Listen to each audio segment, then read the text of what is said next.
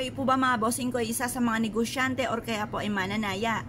At nais po mga bossing ko na magwagi na limpak-limpak na salapi at magkaroon kayo lagi ng malaking benta. Or kaya po kung kayo po ay may trabaho, kayo po ay makaisip pa ng iba pang sa sideline na magiging dahilan kung bakit madadagdagan pa ang inyong kita at hindi kayo lagi namumblema tungkol sa usapin ng pera. Ako po ay may share po sa inyo po mga bossing, mainam na dalhin nyo po ito kahit saan kayo magtungo.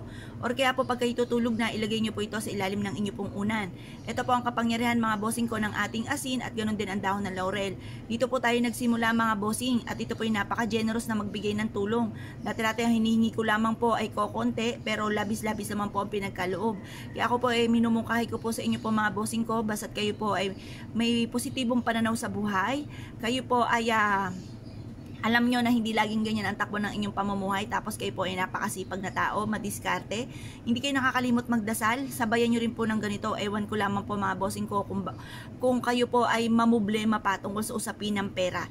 Iaadya ka naman ito kung saan lagi kayo suswertihin. Proven po ito na napakaswerte. Ganito lamang po inyo pong gagawin. Kumuha po kayo ng asin. Ang asin mga bossing ko ay subok na nagtataboy ng mga kamalasan.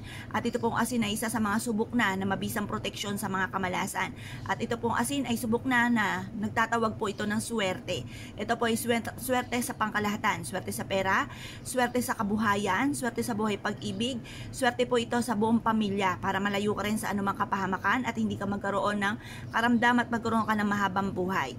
Ito namang ating dahon ng laurel ay isa sa mga unli wishes. Ito po mga bossing ko ay napaka-generous na magbigay ng tulong. Isa po ito sa mga blockbuster na pampaswerte. Ngayon po mga bossing, pagsabay niyo po itong dalawang ito po ay makakatulong upang sa ganon, makamit lahat ang mga pangarap sa buhay. Proven po ito mga bossing. Ngayon po, mag-wish ka na po ng mula sa inyong pong puso. Halimbawa, magkaroon ako ng sarili ko negosyo na dito na ako yayaman. Direct to the point ang pag-wish, walang gamit na sana. At pagkatapos sabihin niyo po kung kayo may karamdaman, gagaling na ako sa aking karamdaman at magkakaroon ako ng napakahabang buhay. Maliligtas ako saan man ako tutungo at makakamit ko lahat ang mga pangarap ko sa aking pong buhay. At magkakaayos sa aking buong pamilya kung may pag-aaway sa inyong pamilya. Magkakaayos ang buong pamilya, magiging masaya ang lahat. Pagkatapos po nito mga bossing ko, ibilad nyo ito sa sinag ng araw hanggang alas 8 ng umaga. Makalipas ang alas 8 ng umaga, kunin nyo po ito, ilagay sa inyo pong bag o ilagay sa inyo pong bulsa, bitbitin kahit saan kayo magtungo. Ang dulot po nito ay napakaswerte. At sa gabi mga bossing ko, ilagay ito sa ilalim ng inyo pong unan. Upang sa ganon, makapahinga po kayo, makatulog ng mahimbing kasi may mga pagkakataon na ang dami mo mga problema, hindi ka makatulog. Kaya kailangan nyo po nito para makatulog ka ng mahimbing at makapag-isip ng tama. Ang mga taong hindi makatulog mga bossing ko, masakit ang ulo pagising at magulo ang isipan, hindi makaisip ng tama. Kaya yan po, magkakanda, kumbaga magsisegue na lamang po mga bossing ko ang inyo po mga pinaplano. Kumbaga wala kasiguraduhan ang tamang solusyon dahil nga po kayo ay walang tulog at kayo po ay kumbaga napapagod ang isipan kaya hindi kayo makapag-isip ng tama at mainit pa ang ulo.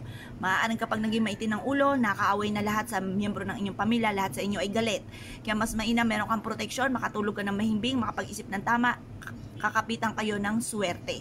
Ngayon pa mga bossing ko kayo po naniniwala at nais po itong gawin, huwag na po kayo magpatumpik-tumpik pa. Subukan nyo po ito, proven po ito na maswerte. Ilan po mga bossing, salamat po.